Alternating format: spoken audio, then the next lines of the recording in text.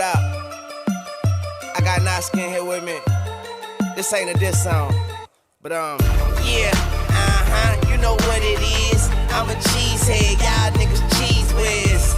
Pittsburgh Steelers, that's nothing. That Super Bowl ring, that's nothing. Pull up in your town when you. Now, what is the puzzle like? You know, putting together the roster. Obviously, Goody's in charge of it, but you and him. How much of it is based on conversations about, well, we need X number of guys here, X number of guys there, or is it just, hey, we got to get the best 53?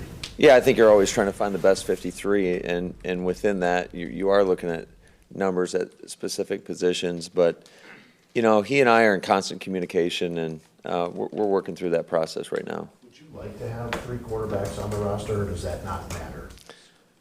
It doesn't matter to me in terms of you can never have enough good quarterbacks. That's the one thing I'll tell you. And so if you feel like you have 3 of them, you're going to keep 3 of them.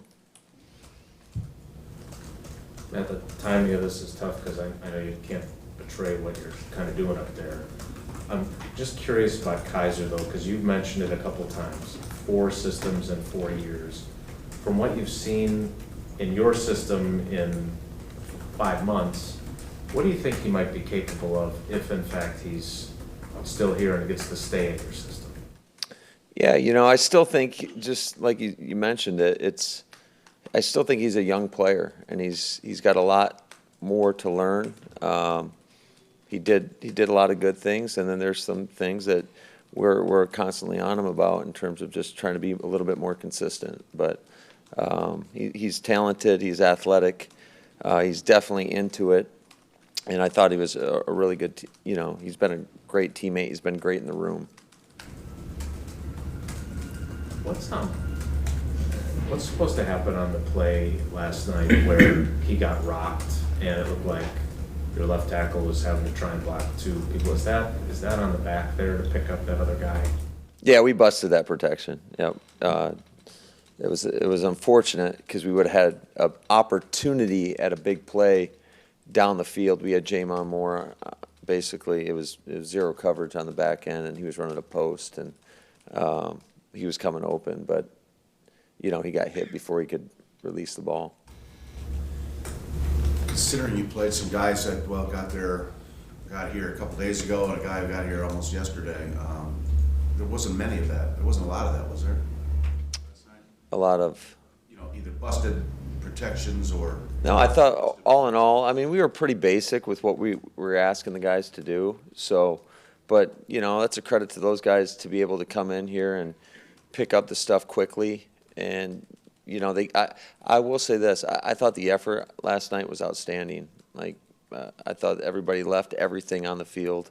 And to your point, there weren't too many mistakes, but there were still a couple.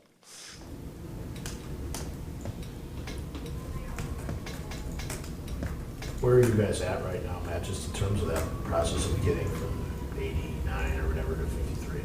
Yeah, we're kind of still in the middle of that, and from a coaching standpoint, we're busy watching the Chicago Bears, preparing for that because we know it's going to be a challenge. They're the defending champs, and they got a lot of good players on both sides of the ball, so we're focused on that.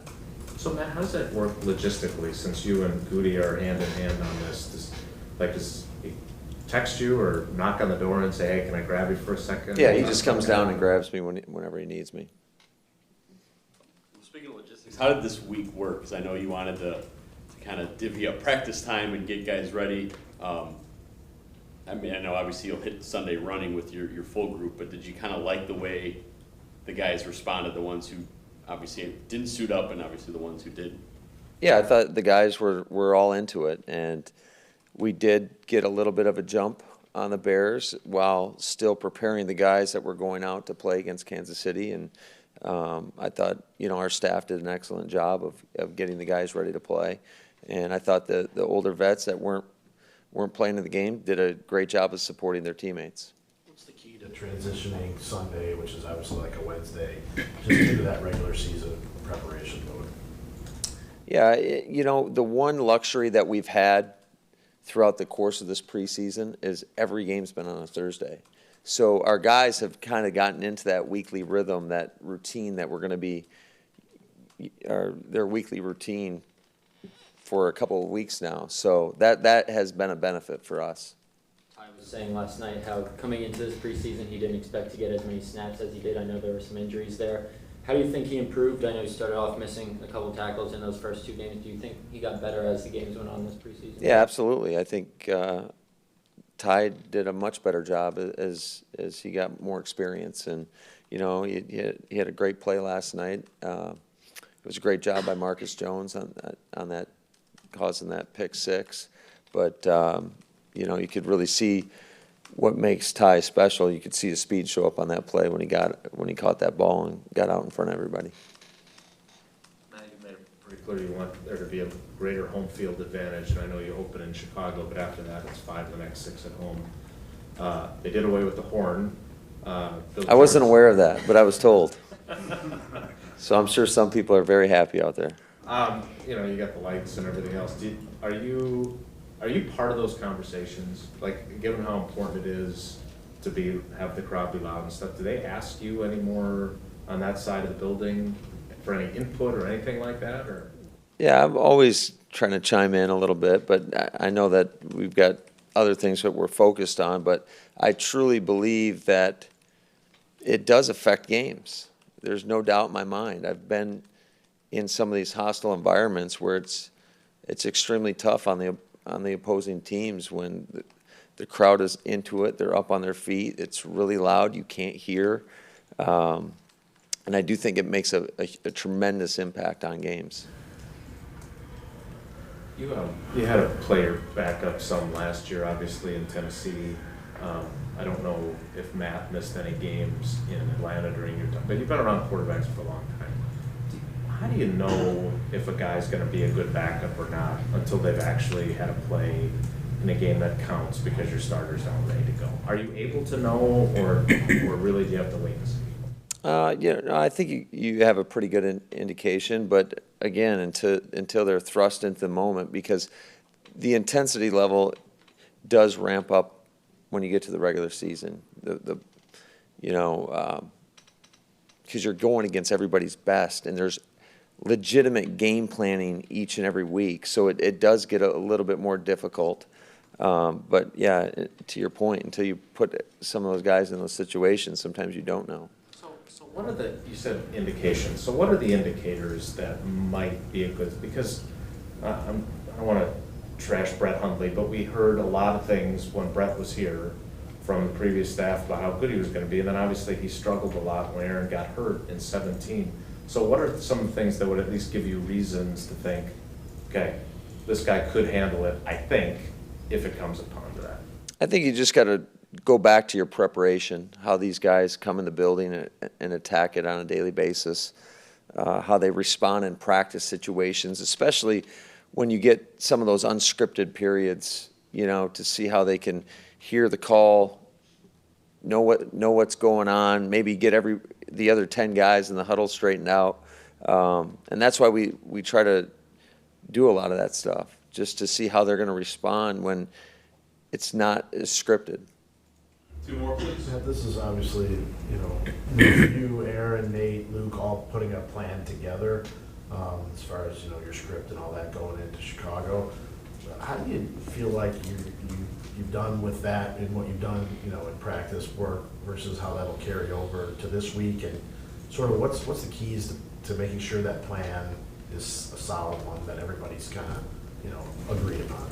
Yeah, well, we feel pretty good about it. Otherwise, we'd change whatever it is that we're doing. I feel fortunate to have, like I've said before, some pretty good people around me to really kind of set the table so that when I get pulled away, that I can jump back into it and we can continue our process and really try to do it in an efficient manner. So Hackett's had a ton of experience setting up game plans, and I think our coaching staff has a really good grasp of what we're trying to accomplish.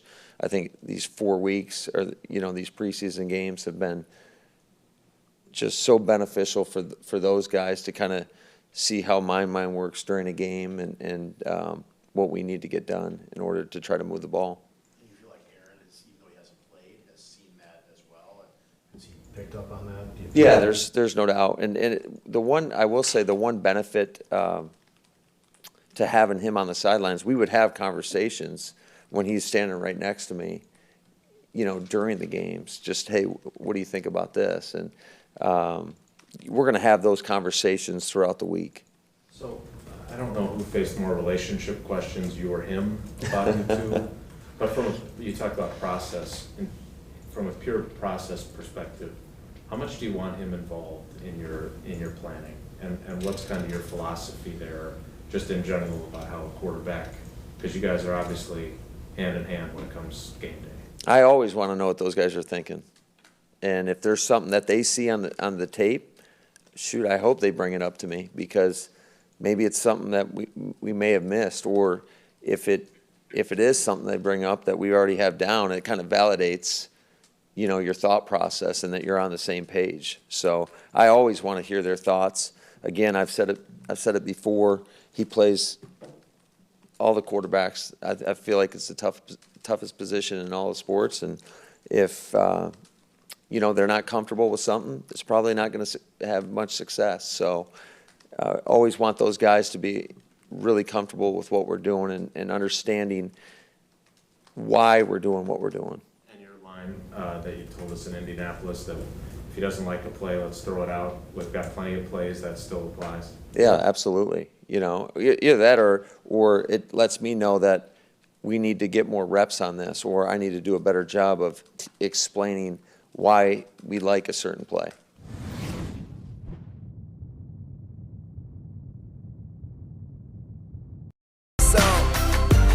I just love my team.